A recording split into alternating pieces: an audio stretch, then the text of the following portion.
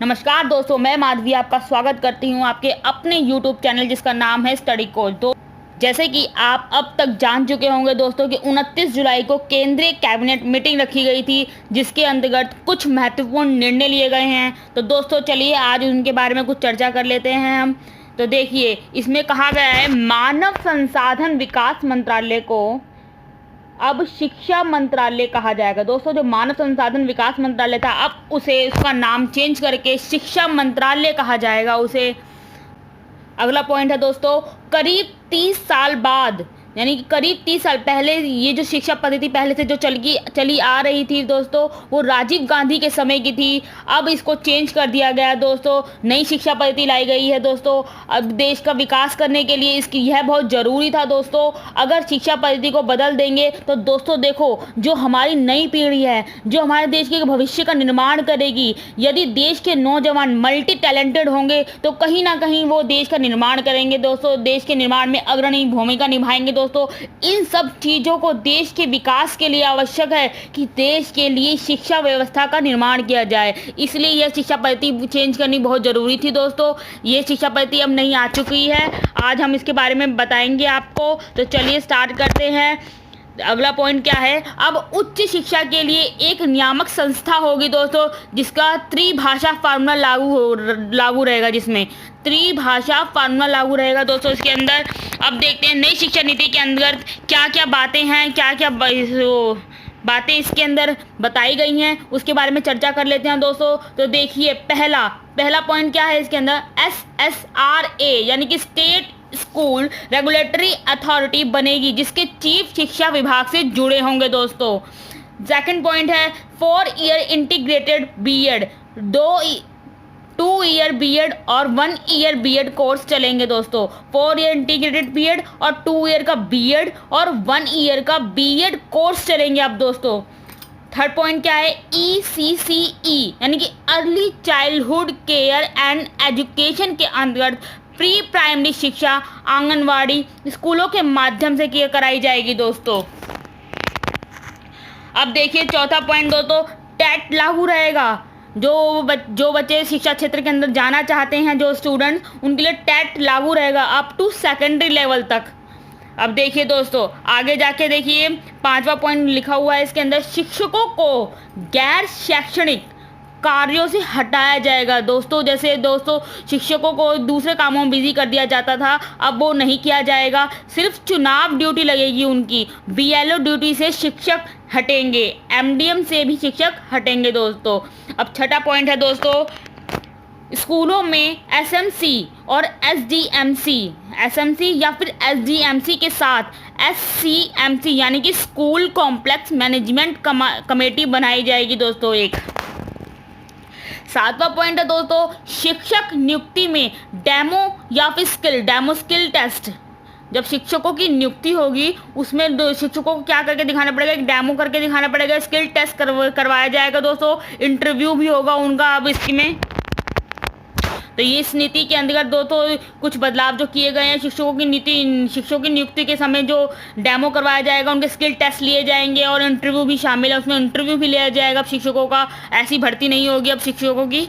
देखिए दोस्तों 8वां पॉइंट क्या है इसके अंदर, नई ट्रांसफ़र पॉलिसी आएगी, जिसमें ट्रांसफ़र लगभग बंद हो जाएंगे। ट्रांसफ़र सिर्फ पदोन्नति पर ही होंगे दोस्तों। जो टीचरों के पहले ट्रांसफ़र कर दिए जाते थे, एक जगह से दूसरी जगह भेज दिया जाता था, लेकिन अब वो नहीं किया जाएगा। जब किसी की टीचर की पदोन्नति होगी तभी उसका ट्रांसफ़र किया जाएगा दोस्तों।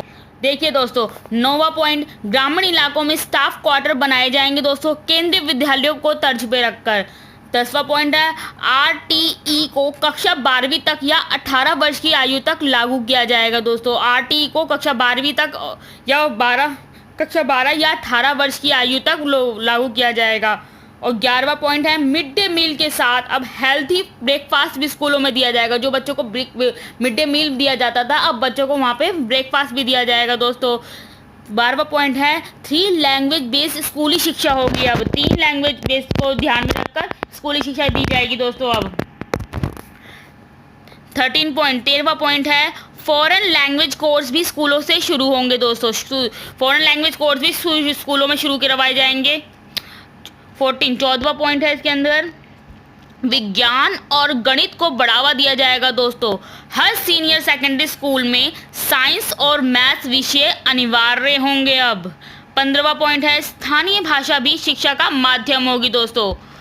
16वां पॉइंट है NCERT पूरे देश में नोडल एजेंसी होगी। अब दोस्तों पूरे देश में लागू कौन सी की NCERT पूरे देश में नोडल एजेंसी होगी। अब 17वां पॉइंट है स्कूलों में राजनीति व सरकार का हस्तक्षेप लगभग समाप्त हो जाएगा। अब 18वां पॉइंट है हमारा क्रेडिट बेस्ड सिस्टम होगा दोस्तों, जिससे कॉलेज बदलना आसान होगा और सरल होगा। बीच में कोई भी कॉलेज बदला जा सकता है दोस्तों। अब कोई भी बच्चा अगर इस एक कॉलेज से दूसरे कॉलेज में जाना चाहता है तो आसानी से अब जा सकता है दोस्तों। 19वां पॉइंट है नई शिक्षा नीति में सिर्फ बीएड इंटर के बाद 4 वर्षीय बीएड, स्नातक के बाद 2 वर्ष का बीएड और परास्नातक के बाद 1 वर्ष का बीएड कोर्स होगा दोस्तों। अब 20वां पॉइंट दोस्तों स्कूली शिक्षा की गुणवत्ता को अब से हर 5 वर्षों में समीक्षा की जाएगी दोस्तों। स्कूलों का क्या होगा स्कूलों की शिक्षा की गुणवत्ता का क्या होगा 5 वर्षों बाद उसकी जांच की जाएगी दोस्तों, शिक्षा की समीक्षा की जाएगी। 21वां पॉइंट है दोस्तों बोर्ड परीक्षा को सरल बनाने और छात्रों पर से अब पाठ्यक्रम का बोझ कम करने पर जोर दिया जाएगा दोस्तों। बोर्ड परीक्षा को और सरल बनाया जाएगा दोस्तों और छात्रों पे से जो स्टूडेंट्स पे जो सिलेबस का जो पाठ्यक्रम का बोझ रहता था अब वो कम कर दिया जाएगा दोस्तों। 22वां पॉइंट है स्कूली पाठ्यक्रम को अब 10+2 की जगह अब क्या हो गया है 5+3+3+4 की नई पाठ्यक्रम संरचना लागू की जाएगी दोस्तों। जो देश की जो 10+2 का फॉर्मेट था अब वो जो 10+2 का फॉर्मेट चलता था पहले अब वो बदलकर 5+3+3+4 में बटी गई है दोस्तों। स्कूल के ये पहले 5 सालों की पढ़ाई फाउंडेशन स्टेज मानी जाएगी दोस्तों। जो ये पहले 5 साल होंगे वो फाउंडेशन स्टेज माने जाएंगे दोस्तों, मतलब छात्रों की मजबूत नींव तैयार की जाएगी यहाँ पर। इसका करिकुलम NCERT द्वारा तैयार किया जाएगा दोस्तों। जो इसका करिकुलम होगा वो NCERT द्वारा तैयार किया जाएगा। इसके तहत प्री प्राइमरी के 3 वर्ष, ये देखिए 5+3+3+4 के बारे में बताया जा रहा है दोस्तों। जो इसका करिकुलम है जो NCERT द्वारा तैयार किया जाएगा दोस्तों। इसके तहत प्री प्राइमरी के 3 वर्ष और पहली और दूसरी कक्षा का एक वर्ष शामिल होगा, यानी कि जो पहला 5 है उसमें प्री प्राइमरी के 3 वर्ष और पहली कक्षा और दूसरी कक्षा का एक वर्ष शामिल होगा इसके अंदर दोस्तों। बच्चों को खेलकूद के माध्यम से पढ़ाया जाएगा। अब दोस्तों पढ़ाई और भी आसान हो जाएगी दोस्तों। जो बच्चों के बैग भरे रहते थे कॉपी किताबों से अब उनको और आसान और उनका बोझ और हल्का हो जाएगा दोस्तों। इसके बाद अगले 3 साल मतलब कक्षा 3 से 5 तक की पढ़ाई के लिए छात्रों का भविष्य तैयार किया जाएगा दोस्तों। और विज्ञान, गणित, कला, सामाजिक विज्ञान जैसे विषय पढ़ाए जाएंगे दोस्तों। इसके बाद इसके अगले 3 साल वो क्या होंगे मिडिल स्टेज माने जाएंगे दोस्तों, अर्थात कक्षा 6 से 8 तक के छात्र शामिल है, जिसमें कक्षा 6 से लेकर 8 तक के छात्र जो शामिल है वो मिडिल स्टेज के होंगे दोस्तों। इसके अंतर्गत क्या होगा, इसके अंतर्गत बच्चों को तय पाठ्यक्रम के अनुसार पढ़ाया जाएगा दोस्तों। और फिर इसके बाद कक्षा 9 से 12 की कक्षा इस फॉर्मेट की लास्ट स्टेज होगी दोस्तों। ये 4 साल की होगी। इसमें छात्रों को विश्लेषण क्षमता को ध्यान में रखकर उसको पढ़ाया जाएगा और उन्हें जीवन में बड़े लक्ष्य और निर्धारित करने के लिए प्रेरित किया जाएगा दोस्तों। इसके साथ ही एक बात और कहना चाहूँगी कि अब जो स्कूल स्ट्रीम सिस्टम है, जो अब स्कूलों में जो स्ट्रीम सिस्टम है दोस्तों वो अब खत्म हो जाएगा। मतलब आर्ट्स का छात्र जो है अब बायोलॉजी की पढ़ाई भी कर सकता है दोस्तों, और अब कॉमर्स का छात्र इतिहास की पढ़ाई भी कर सकता है। ठीक है दोस्तों, आपने 5+3+3+4 के बारे में अब जान लिया है। आगे देखते हैं 23वां पॉइंट क्या कहता है। 23वें पॉइंट में लिखा है mathematical thinking scientific temper course का हिस्सा होंगे दोस्तों। खेल, व्यावसायिक, कला, वाणिज्य, विज्ञान जैसे सह पाठ्यक्रम विषय समान स्तर पर होंगे। छात्र अपनी पसंद के अनुसार पाठ्यक्रम अब चुन सकते हैं दोस्तों। कक्षा 6 से छात्रों को कोडिंग की अनुमति दी जाएगी दोस्तों।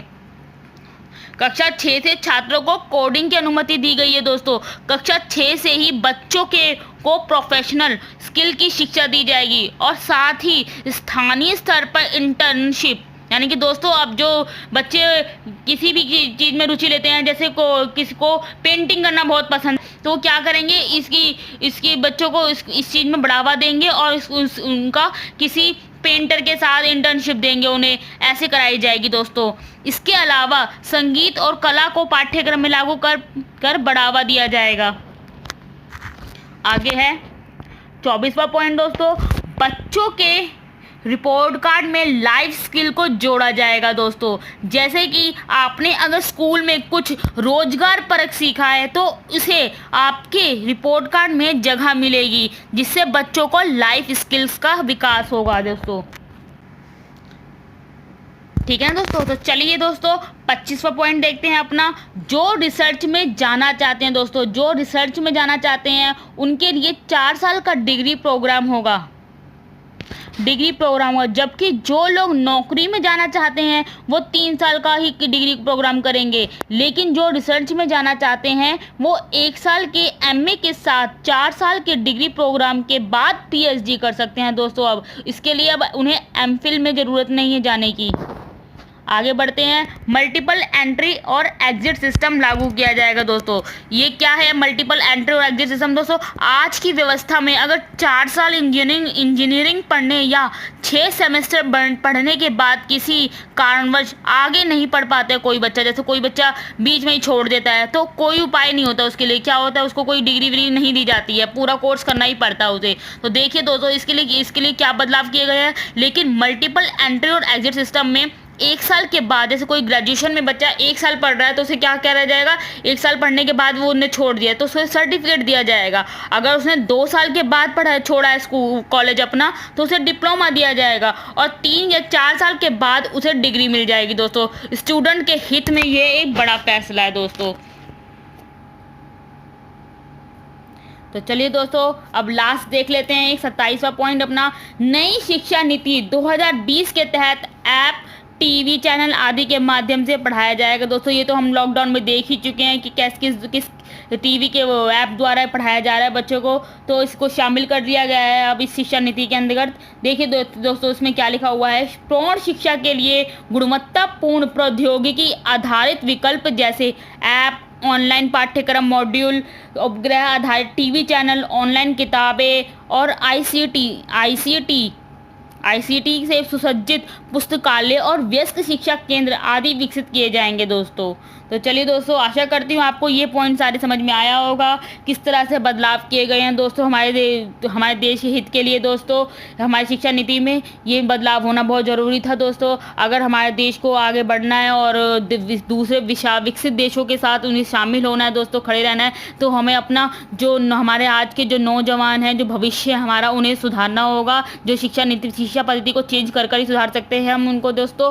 और आशा करती हूँ आपको ये हमारे सारे पॉइंट समझ में आए होंगे। धन्यवाद दोस्तों।